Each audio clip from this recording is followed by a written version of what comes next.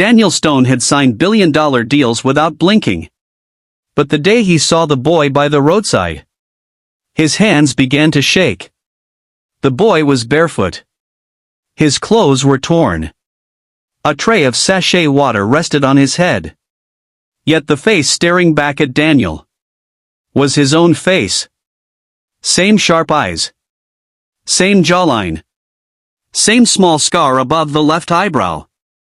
Daniel's heart skipped.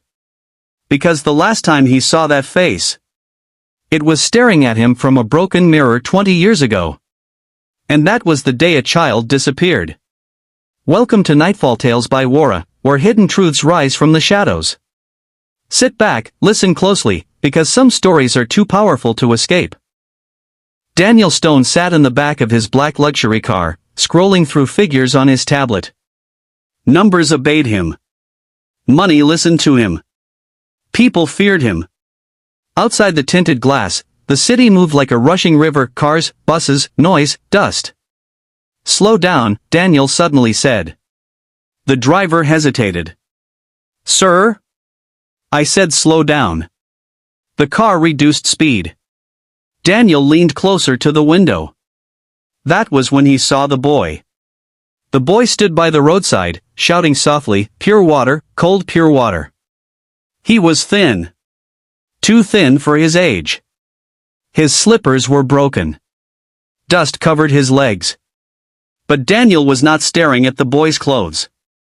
He was staring at the boy's face. Daniel's breath caught in his throat. The face was impossible. The boy looked up, their eyes met, and time froze. Daniel felt like someone had punched his chest. Stop the car, he shouted. The driver slammed the brakes. Daniel opened the door before the car fully stopped and stepped out. The boy froze. Their eyes locked again. Up close, it was worse. The resemblance was terrifying. Daniel slowly touched his own face. The boy copied him without knowing why. People around them stared.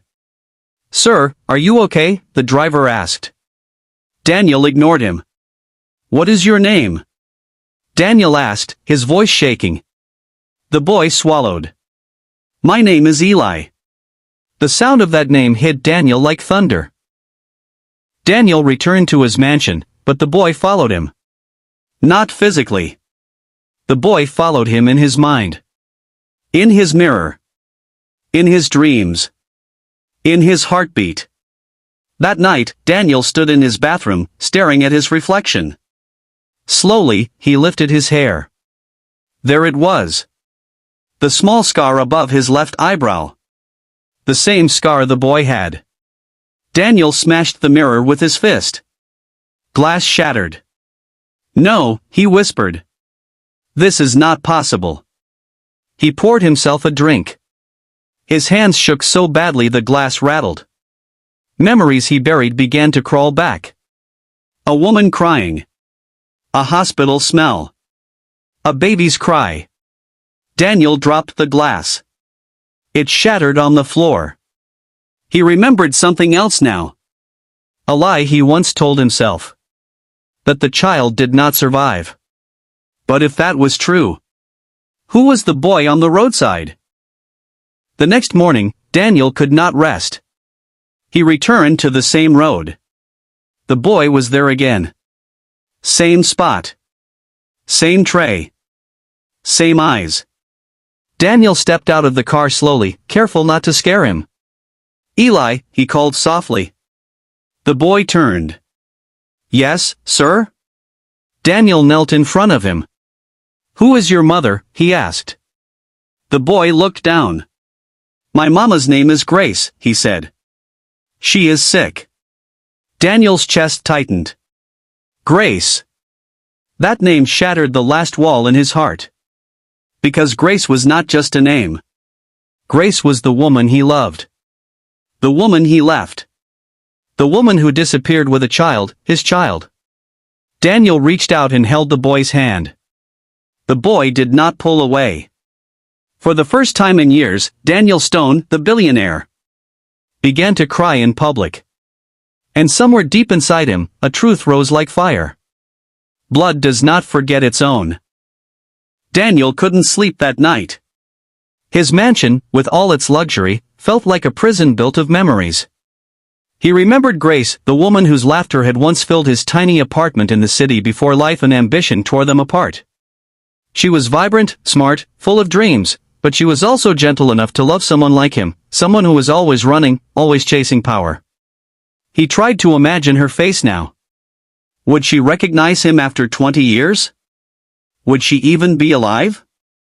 Daniel made a decision. He needed answers, and he would find them no matter the cost. The next day, he hired a private investigator and gave him a single task: find Grace. Hours later, the investigator returned, face pale. "She's alive," he said quietly. "But you won't like what she's become." Daniel's stomach dropped. "Tell me." "She's in the outskirts of the city," the investigator continued. "Working in a small clinic. She hasn't left her town in years. And she's sick, very sick." Daniel felt an ache he hadn't felt in decades. He had abandoned her. He had abandoned them. Without hesitation, Daniel drove to the town. When he arrived, he saw Grace tending to patients in a small, rundown clinic. Her hair had strands of gray, and her hands shook slightly as she gave medicine to a sick child. But when she turned and looked at him, recognition flashed across her face. "Daniel," she whispered. Her voice was fragile but full of shock. "Grace," Daniel choked. I need to talk to you." Grace stepped back, wary but intrigued. "About what?" "You left us." Daniel swallowed the lump in his throat. "I know. And I am sorry. I see now. I see now what I lost." Grace's eyes softened slightly, but there was still pain there. "Then explain the boy. Who is he?" Daniel's heart raced. He couldn't lie. He didn't want to. He's your son, Grace." "Our son. His name is Eli." Grace's face froze. Tears welled up. "Eli, my Eli, he's alive?" Daniel nodded. "Alive. And he looks exactly like me." Grace fell into a chair, covering her mouth as sobs escaped. I thought he was gone forever. I thought I lost him because of you." Daniel sat beside her. "No. That was fate, Grace. But I won't lose him again. Not now. Not ever." And in that moment, a fragile hope began to bloom. But Daniel didn't know the storm waiting for him. Grace's story spilled out like fire. 20 years ago, she had been pregnant with Daniel's child. Their love was strong, but danger lurked. Daniel's family was powerful, controlling, and they would never allow a child born out of love to inherit anything. One night, as Grace left the city hospital carrying newborn Eli in her arms, she was attacked by masked men. She fought with all her strength, but she was overpowered. In the chaos, Eli was taken from her. She searched for him for years, never giving up, but the world seemed determined to keep them apart. "And Daniel," Grace whispered, "all this time, all I wanted was for you to come back." I never stopped looking for him." Daniel clenched his fists. Rage and guilt coiled inside him. Who took him?" Grace shook her head. "I don't know. They never left any trace. They wanted to erase him, erase me, erase everything you and I had." Daniel felt his world crack. This was bigger than him, bigger than wealth, bigger than anything he had ever faced. He realized then that his empire and his power meant nothing if he couldn't protect the boy who carried his blood. The storm outside seemed to mirror his inner turmoil. He had found Eli, but danger was still waiting. And the first shadows of that danger were already forming around him. The following days were tense. Daniel tried to bond with Eli, but the boy was cautious.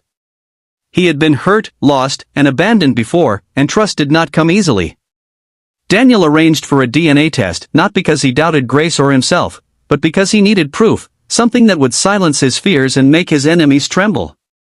A week later, the results arrived. Daniel tore open the envelope.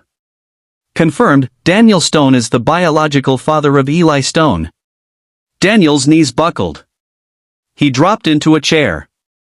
Tears streamed down his face uncontrollably. He held Eli in his arms like he had never held a child before.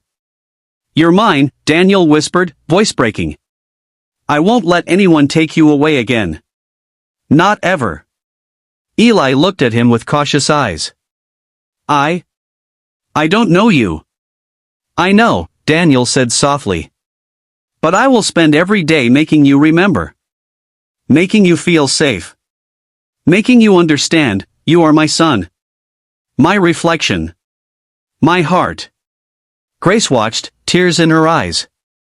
"We have lost so much, Daniel, so much time." Daniel kissed her hand.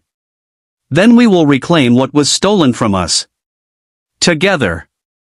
But deep inside, Daniel knew their joy would be short-lived. The enemies who had stolen Eli once were still out there. Watching. Waiting. And now that Eli had been found, they would come again. And Daniel realized, money could not buy protection from every danger, every shadow, every secret buried in the past. The real battle had just begun. Daniel thought he had faced every challenge. Money, power, enemies in the boardroom, he could handle them all. But nothing had prepared him for the shadows from his past. Late one evening, as Daniel returned home with Eli and Grace, he noticed a black SUV parked suspiciously across the street. The tinted windows reflected the city lights, hiding whoever was inside. Something in Daniel's gut tightened. He had felt this before. A warning. A danger that was silent but deadly. Inside the SUV, 3 men watched his mansion through high-tech binoculars. "He found the boy," one whispered. "He doesn't know yet, but he will. And then we strike."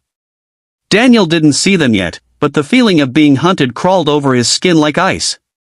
That night, Daniel installed the highest security in the mansion. Guards, cameras, biometric locks, nothing was too much. But deep down, he knew that these enemies were not ordinary criminals. These were people with money, influence, and a willingness to kill for a secret that had lasted 20 years. He went to Eli's room. The boy was asleep, clutching a small teddy bear. Daniel knelt beside him, brushing back a strand of hair. "I won't let anyone take you away," he whispered.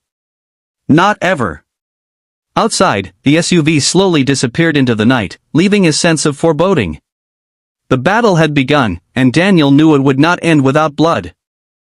3 nights later, Eli was gone. Daniel awoke to silence. The boy's bed was empty. His heart froze. "Eli!" Daniel shouted, panic rising like wildfire. Guards scrambled, security footage rolled, but there was no sign of him. A ransom note was left on the desk. "If you want him alive, stop looking. If you try to find him, you will regret it." The shadows. Daniel's blood boiled. He held the note tightly, crumpling it in his hand. Rage, fear, and guilt collided inside him. Grace gasped. We have to call the police." "No," Daniel said firmly. "The police can't touch them. These people, they are powerful. They will bury us if we go public. I will get him back, alone, if I must." The next days became a relentless hunt. Daniel's private investigators traced every clue, followed every lead, but it was as if Eli had vanished into thin air. Then, a breakthrough, a tip about a warehouse on the outskirts of the city. Daniel knew in his gut that the boy was there. That night, under the cover of darkness, Daniel stormed the warehouse. Inside, he found Eli, tied but unharmed. The boy's eyes widened with fear and recognition. "Dad?" Daniel dropped to his knees. "Eli, I've got you. I swear, no one will hurt you again." As they hugged, one of the masked men lunged at Daniel. With strength born of desperation, he fought them off. By the time the night ended, Daniel had Eli safely in his arms. But he knew this was only a temporary victory. The shadows were still out there. Watching. Waiting. Back at the mansion, Daniel locked every door, every gate. But the weight of the past, the guilt, and the constant threat finally broke through. He sat in the study, hands trembling, face buried in his palms. "I failed him once," he whispered to no one but himself. "I won't fail him again." Grace placed a hand on his shoulder. "Daniel, you've saved him. You can't carry the world alone." Daniel shook his head. "It's not enough. They will come back. They always do. I built empires, controlled banks, crushed enemies, but I couldn't protect my own blood." Tears streamed down his face. He hadn't cried like this in decades. Not for grief, not for loss, but for fear, regret, and love. Eli, now asleep in his arms, stirred slightly. Daniel kissed his forehead. "I will fix this, my son. I will bring justice, no matter what it costs. Your life, our family, will never be at the mercy of shadows again." Grace held him close. "We will face it together. All of us. Always." The billionaire, once untouchable and unfeeling, had broken. But in that breakdown, a new strength was born, a strength fueled by blood, family, and vengeance. Outside, the city lights flickered. Somewhere, in the shadows, enemies plotted their next move. And Daniel knew one truth above all: the battle for Eli and for redemption was far from over. The night was quiet, almost unnervingly so. Daniel sat in the mansion's study, Eli asleep in his arms, Grace by his side. The battle had been long and terrifying, but he knew the shadows lurking in the city had not vanished. They were planning, waiting for a misstep. Daniel's phone rang. It was the private investigator. "They've been traced," he said quickly. "The shadows are hiding in an abandoned factory near the river. This is your chance to end it once and for all." Daniel's jaw tightened. "We go tonight." Grace nodded. "We face this together." The drive was tense. The city lights blurred past as Daniel's mind raced. He thought of every moment he had lost, every second of Eli's life stolen, every tear Grace had shed. Now, he would reclaim everything. The factory loomed ahead, dark and foreboding. Armed with a small team and every weapon he could trust, Daniel stepped out of the car. Eli clutched his hand, and for the first time, fear mixed with courage in the boy's eyes. Inside the factory, the shadows were waiting. But Daniel was ready. A battle erupted, a flurry of shadows against light, of greed and malice against love and blood. Daniel moved like a man possessed, protecting Eli and Grace at every step. One by one, the attackers were subdued, their plans destroyed. Finally, the leader of the shadows, tall, masked, and cold, stepped forward. "You think you can escape your past, Daniel Stone," he hissed. "Blood cannot save you from what was taken." Daniel's eyes burned. "You were wrong. Blood always finds its own. And today, your reign of terror ends." With a swift move, Daniel disarmed him. The man fell to his knees. The danger was over. The boy was safe. The shadows that had haunted Daniel for 20 years were finally gone. Outside, the first rays of dawn painted the sky pink and gold. Daniel held Eli close, feeling the boy's heartbeat against his chest. "You're mine," Daniel whispered softly, tears in his eyes. "Forever." Grace hugged both of them. "We're together now. Nothing can take us apart." Eli looked up at Daniel. "Dad, will we always be safe?" Daniel smiled through his tears. "I promise you, Eli. From now on, we are a family. No one will ever hurt us again." For the first time in decades, Daniel Stone felt peace. Not because he had wealth, power, or control over an empire, but because he had family, love, and justice. The boy who had once hawked water on the roadside was now safe in the arms of his father. The woman who had suffered in silence was finally free to live. And Daniel, once a man who ran from his past, had faced it, conquered it, and found redemption. The city stirred awake, unaware of the epic battle that had taken place in the shadows. But inside that mansion, love, courage, and blood had triumphed, proving that no matter how long the night, the morning always comes. And for Daniel Stone, Grace, and Eli, the future was finally theirs to write. Sometimes, life does not knock. It shakes your soul. Daniel Stone had all the money in the world. But life reminded him of one painful truth. Wealth cannot replace blood. A boy hawking water by the roadside became the mirror that forced a powerful man to face the life he abandoned, the love he ran from, and the child he never knew was still breathing. This story is not just about a billionaire. It is about choices. The ones we make when we are afraid, and the ones we regret when it is already late. It is about a child who slept hungry, not knowing his father slept on silk beds. About a woman who cried in silence, while the world celebrated a man's success. And yet, blood spoke. Love returned. Truth refused to die. Sometimes, destiny does not shout. It waits patiently by the roadside, holding a tray of pain, until the day you are brave enough to stop and look. If this story touched your heart, remember this. The people we ignore today may be the answers we will beg for tomorrow. Love while you can. Forgive while there is still time. And never assume the past is buried. Because blood has a voice. And it always finds its way home. Thank you for listening. This is Nightfall Tales by Wura, where hidden truths rise, and every story leaves a mark on the heart.